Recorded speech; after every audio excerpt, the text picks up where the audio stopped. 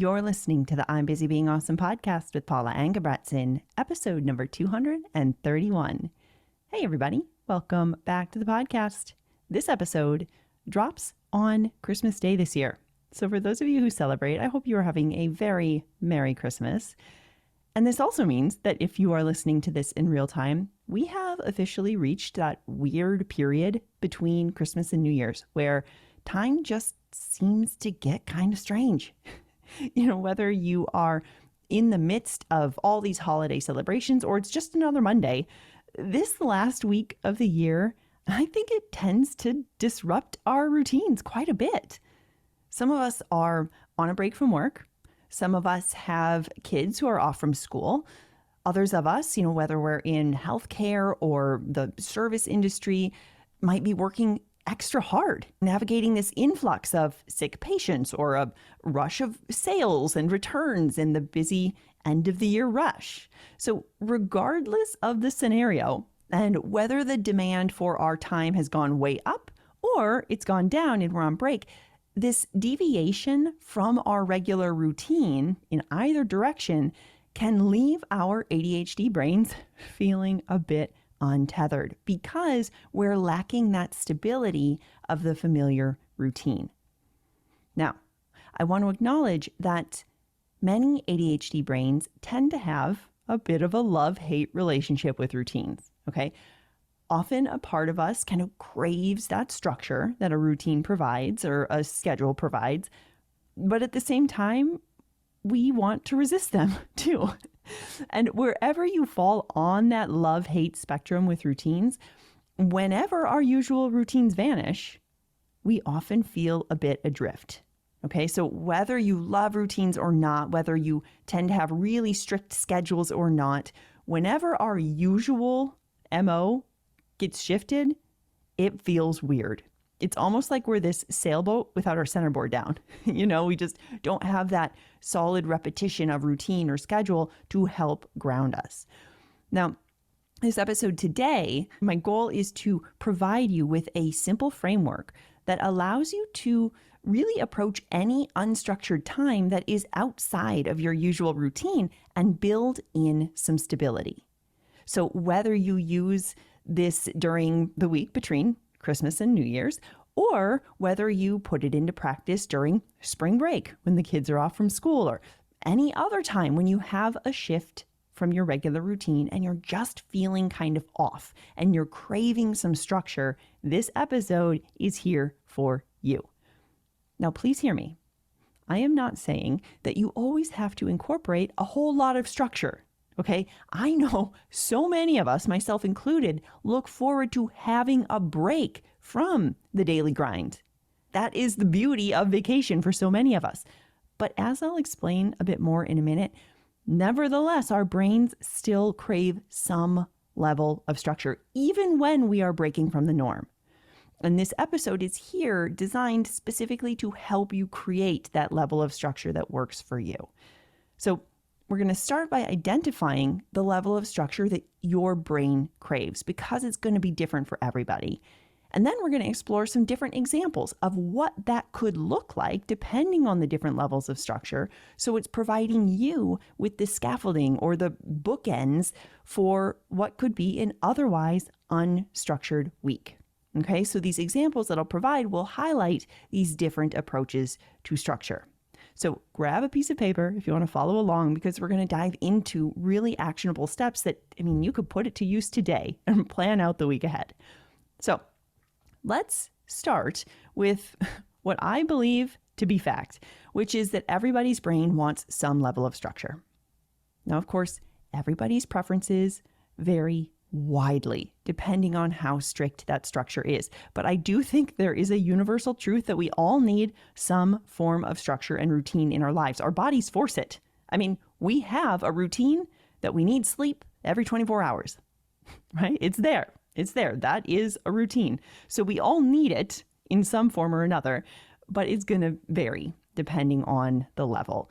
So what do I mean by that? What do I mean when I say the degree of rigidity in terms of our structure, in terms of our schedule or routine, that it can vary significantly?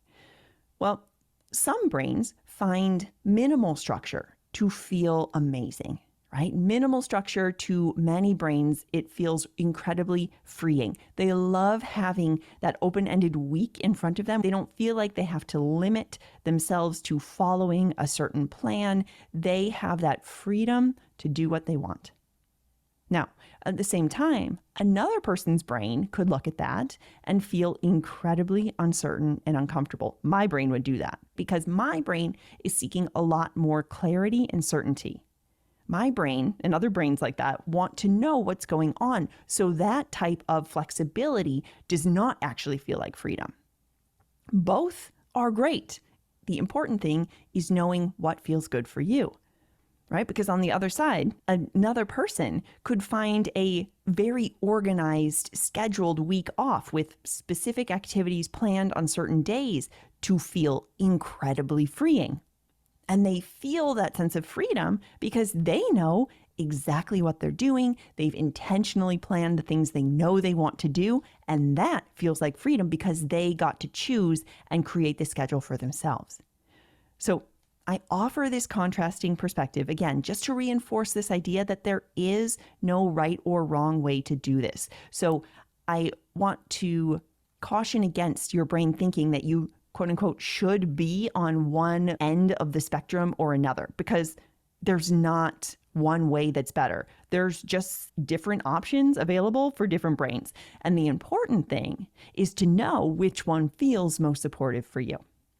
Now, when I talk about levels of structure, I tend to categorize them into 3 different levels. Okay, so low, medium, and high structure, just as it sounds. Okay, and understanding that most of us are going to fall somewhere along this continuum. I think very few of us are on the very extremes of low or high, but we certainly are. But I think many of us kind of fall somewhere in between. So throughout the episode, I am going to provide examples within kind of each of these categories and offer some different ideas to create the structure in our weeks whenever our regular routines are disrupted. Okay, so let's dive into choosing your level of structure and then explore some ways to make the most of that unstructured time in the way that feels best for you and your brain. So I want to first talk about why having structure is so crucial. Doesn't matter the level, but some type of structure, why this is so important. So when we lack any form of structure whatsoever, our brains face so much more challenge because we are placing an incredibly heavy demand on our executive functions. When we have no structure, no schedule, no plan whatsoever, that means that every decision, from what to eat and when to eat, to choosing activities, to attending events, to making plans, all of that has to happen in the moment. And for those of us with ADHD brains, our executive functions are not our forte. They tend to be underdeveloped, and that presents a significant struggle, right? By expecting ourselves to make all of these decisions in the moment, on top of the fact that we're trying to adjust and function outside of our usual routines, this is a big ask. So by clarifying our preferred level of structure and implementing it, especially during the weeks when our usual routine is disrupted, we're giving our brain such a gift because we are enhancing our level of presence and our ability to navigate our days more effectively because we're not having to make so many choices in the moment. Now, another reason why I love the idea of really embracing your level of structure, again, especially for those of us with ADHD, is that most of us are super time blind. Okay, we are not good at knowing how much time we need, what is a realistic time frame to do things, how quickly or slowly time is passing. I mean, we're just not good at measuring time. And as I'm sure many of you listeners can relate, whenever I face a significant length of time, in this case, a full week, my brain believes I can do just about anything and everything. I have all the time in the world. I am going to do literally everything I have ever wanted and more because I have a whole week. I think to myself, oh my gosh, amazing. I have the whole week in front of me. I'm going to outline and get started on my book. I'm going to build a new course. I'm going to plan out the year ahead. I'm going to spend several hours reflecting on the past year and all my lessons and learnings, and I'm going to plan for the year ahead, and I'm going to get together with my friends, and then I'm going to spend some time with my niece playing games that she got for Christmas, and then I'm going to do some cooking for my cookbook, and I'm going to maybe even do some freezer meal prep for the new year, and I really want to work on these 43 crochet projects I've pinned on Pinterest, and read those 11 books I've been meaning to get to for the past year. I mean, I'm joking, kind of. But not really. This is what my brain sounds like. And I know, because I've heard from many of you, that you do this too, right? This is what we do to ourselves. We have so many fun, exciting things that we want to do, combined with all the other things that's just on our list that we want to get done. And because our awareness of time is so poor, and we don't actually slow down to map out the reality of this list we've created, we put so much pressure on ourselves to get it all done. And again, if you're like me, you probably feel genuinely disappointed if you don't get to it all. So, of course, in reality, our perception of time is so off, and we manage to convince ourselves that we can squeeze all of these activities into this short period, whether it's a week or 3 days or 24 hours. But the truth is we're setting ourselves up for this disappointment because the sheer volume of tasks that we plan to tackle is completely unrealistic. It does not add up. The math doesn't work. And this tendency to really overload ourselves with these grand plans, fueled by this very skewed sense of time, again, leads to this genuine disappointment when we miss it, because we're sitting here thinking, oh my gosh, I can't believe I didn't get it all done. I should have done more. I should have planned my time better. And this mismatch between our grand plans and the actual time available, it creates all that unnecessary pressure. So again, this is why I really love the power of recognizing the limits of time and actually setting realistic expectations, acknowledging that attempting to accomplish a year's worth of goals in a few days is just impractical. So understanding the importance of structure and acknowledging the limitations of our sense of time, now let's explore how we might effectively incorporate a little bit more structure into our unstructured weeks, depending on what feels supportive for you. Because if you aim to get anywhere close to that long, ambitious list of things without any form of plan or structure, again, it's going to prove challenging.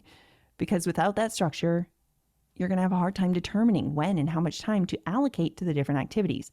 However, introducing even just a small amount of structure without it being overly rigid, it can significantly help your brain to grasp the bigger picture of how all of these individual puzzle pieces fit together, right? How all of these different parts of your week can come together to shape that week off. So if you think about all the things on your list as separate puzzle pieces, okay, our unfiltered ADHD list probably has 17 different puzzles all together, right? We have all the different pieces mixed together from 17 different puzzles in one pile. We're not going to be able to fit all of that together into one puzzle. But when we incorporate a bit more structure, a bit more planning, if we just use one puzzle and we don't try and use all the pieces to create one puzzle, if we use one puzzle that you know fits, you are empowering your brain to prioritize the activities you want to do, which makes it so much easier to decide what to do and when. And if you ask me, that sounds so much more enjoyable than the alternative, which often looks like spinning in indecision and overwhelm from all the things, fretting over the different options, worrying you're going to choose the wrong one, eventually freezing up and then not doing anything because it all feels too overwhelming to make a choice. So you instead watch reruns of Friends. Again, if this sounds strangely specific, that's because it is. I've been there. I get it. So my first point here is that even a small amount of structure can bring so much clarity to your week.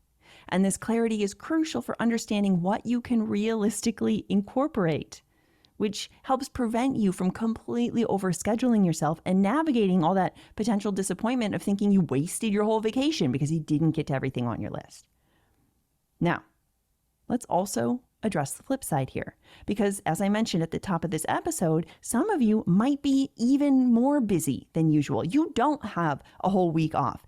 You're actively working during this week. I mean, maybe you're listening to this episode while you're driving in to the office, okay? So whether you're in the service industry or retail or healthcare or wherever it is that you might be working, okay, you don't have that slight pause point at the end of the year that I'm talking about here. I still encourage you to keep listening, knowing that you can still apply the principles that we're exploring today, okay? You could adapt the approach to plan whatever time you do have off during the week or your next weekend or something. You could use the approach to plan your evenings when you're done with work, or if you're working the night shifts this week, how you might intentionally plan your day, and then really lean into that approach during this especially busy season. Okay, so rather than thinking, I'll just skip this episode because it probably doesn't apply to me, I don't even have the week off, I invite you to consider asking yourself, how can I apply this approach that we're talking about today with a slight twist so I can support my current situation? Or what can I learn from this to inform how I approach my next week off? Okay, I want you to know that I do see you. And I know that so many of you amazing, busy, awesome humans are working really hard during this week. Not everybody does have it off. And I so appreciate you for showing up and doing that. So thank you. So with that context, let's now dive into this discussion of structure and the different types of structure. So I'm going to provide an overview of the 3 different levels and then give you some examples of how you might approach your days based on the one that feels best for you. So starting with that low level of structure, folks who prefer minimal, low level of structure, they might kind of resist the idea of putting anything specific on the calendar, right? They don't want specific days and times that are planned for certain activities because that feels really restricting, right? They value the freedom of choice above all else. They want to just choose whatever they want in the moment. So for these people, a low level of structural support might involve creating just a list of potential activities that sound really fun.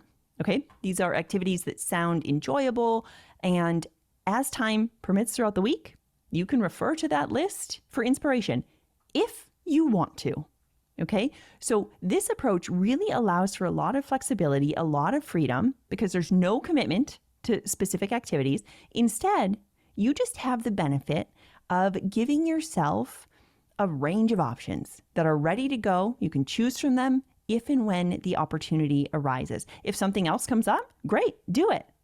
But if you're looking for ideas, you've done yourself a favor by giving yourself a list to choose from. Okay, so that could be one approach to a very low level of structure. If that sounds amazing for you, that's where I would start. Now, if that low level of structure doesn't feel like quite enough support for your brain and you're craving a little bit more, we can gradually start adding in a little more support. Okay, so let's explore some different variations. I'm going to add just a little bit more structure with each variation as we kind of work our way up the ladder of scaffolding. So thinking about a little more definition in your plans, maybe you decide that you have specific activities that you know you want to do. You know, you want to go see the blockbuster movie that came out in December, and you want to take the kids ice skating, and you want to have a game day with all the games that they got, and you want to have lunch with your girlfriends. Okay. So now we're creating a little bit more structure by deciding specific things that you know you want to do. Okay. You could leave it at that. You could choose those things, decide you're going to do those, and then make sure they happen and leave the rest of the schedule up for grabs. So then you're making time for the things that matter most while also allowing that space for spontaneity as well. Okay, so then we move up the ladder of structure even further. And for the brain who wants kind of medium-ish to closer to the high structure, you might find that categorizing your activities adds another layer of organization. So maybe you create 2 lists. Maybe you have one list for projects and activities and things at home, playing board games and reading books and movies you want to watch, things like that. And then you have another list for outings, things outside the house. So lunch with a friend, going snowboarding, whatever it is you want to do outside of the house. And with this approach, you can then allocate specific days or times of the week for your home activities and separate times or days of the week for outings. So for example, maybe you decide that you're going to do outdoor activities on Tuesday and Thursday and Friday mornings, and then all day Saturday, you want to be out of the house. And then the rest of the time, you're hanging out around the house. Okay? So this way, you've created these designated containers of time where you're going to do these different types of events. And then you get to choose from that list of fun stuff, and you get to decide in the moment what sounds great for you and everyone else involved, right? And you can provide that balanced structure that you want. Maybe you want it to be 50-50, maybe you want it to be 75-25, like whatever you want, but you can play around with that structure and decide it ahead of time. And then from there, we get to a much higher level of structural support where maybe you use something like time blocking or themed days or themed mornings and afternoons. So in this scenario, what you're doing is you are really proactively planning that entire week off. Okay, so you're assigning specific activities to those designated time slots. So for example, you might decide, okay, Tuesday and Wednesday mornings, we are reading and we're doing crafts. And then in the afternoons, we're going sledding and ice skating. And Thursday is our day for errands and shopping. And then Friday morning, we're doing a play date. And then after lunch, the whole family is tidying up the house because everybody's been home for the week and we need it. And then Saturday is PJ day and games and movies or something. So you can get as specific as you want. And I offer all of these different examples not to overwhelm your brain, okay? Not saying that you need to try all of these, but rather to illustrate that there is such a wide spectrum of options and possibilities. Okay, so the goal here is to foster greater cognitive flexibility, right? Let's encourage our brains to explore the different types of structure between a completely unscheduled week or a highly regimented one, right? It doesn't have to be one or the other. It can be somewhere in between. And again, remember that there's no right or wrong choice either. So I invite you to consider what aligns best with the structure that feels like support for you and your brain in this current season, because that might change too. Now, as I mentioned earlier, my personal preference definitely leans toward a much higher level of structural support. I don't tend to go to the extent of time blocking when I have time off, but I do definitely have daily plans. I know what I'm doing outside of the house with my family and friends and what days. For example, my sisters and I, we have this tradition where we go to the mall the day after Christmas and we shop the sales. We've done this since we were teenagers. I can't imagine this year will be any different. So we'll be doing that on the 26th. And I know that I've set aside a entire morning, dedicated a morning on Wednesday for reflection on the past year and then strategic planning for the year ahead, right? So I've planned that out. Oh, and speaking of reflection, I actually have an entire workbook created to guide you through a very similar process. It's called Think Back and Move Forward, and it is a recap and reflection workbook that walks you step by step through a process to help you think back over the past year and ahead to what you want to create in the year to come. So if you want to grab this workbook, you can either head through the link in the show notes or go to I'mBusyBeingAwesome.com/reflection and grab your copy now. On a kind of more pragmatic note, I also plan to take down all my holiday decorations on Saturday before I return to work. I know that feels a little bit like Scrooge, but I also know my brain. And I know that once vacation ends next week, it's going to be hard for me to intentionally carve out time to take them down. And it's going to be this heavy should that I carry around until February. So I know if I just do it on that day, my future self will thank me. And then beyond that specific scheduling of activities, I also know the things that I want to do in my unscheduled time. So I have a list of books that I know I want to read. I know the specific crochet projects that I want to do. I have a puzzle that I want to work on and it's on the dining room table. So while my schedule isn't excessively strict, I haven't blocked out from 10 till 11, I'm going to work on this. I do have a general map of what I want to do because then I don't have to decide in the moment. And it also doesn't mean that I can't change my plans if something comes up. But again, it does remove the demands of making another decision. And it also helps prevent me from slipping into my usual habits and patterns, which, to be honest, would have me up here behind my computer working ahead rather than resting, which is not what I want to do. So by having that preliminary plan, I'm creating that balance for my brain between structure and flexibility. And I understand that the unscheduled activities are probably going to shift. That's not a problem. But by making those decisions ahead of time, I minimize that mental energy required to make these spur of the moment choices. Okay, so we've talked about the different levels of structure, and now it's your turn to reflect and to really decide what feels most supportive for you. Whether it's a low or a medium or a high level of structure, the key is to find what feels the best for you, what empowers you to make the most of your unstructured time without feeling completely overwhelmed and untethered or too restricted and confined. What is your just right? There's no universal answer, only what works best for your unique brain, and that allows you to approach the season with intentionality.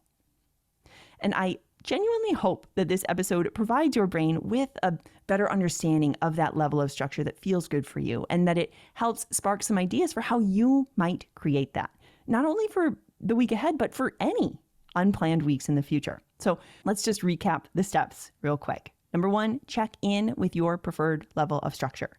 Understand when you feel the most freedom. Is it with an open, completely flexible schedule, or like me, do you find the most freedom when you have greater structure and predictability in place? Then start brainstorming and iterating, okay? Use the suggestions that we talk about in this episode as a starting point, and then experiment with the different levels of structure. If you're not quite sure, play around with it and see what works best for you. I mean, you could even treat this week ahead as an opportunity to explore and kind of learn about your preferences and play around with those different levels of structure each day. Maybe the first couple of days are high structure, the next couple of days are low structure, maybe you throw in a medium, play around and see what feels really good for you. And then lean in. Regardless of the approach you choose, I encourage you to really embrace the fact that you're giving yourself this gift of scaffolding and support.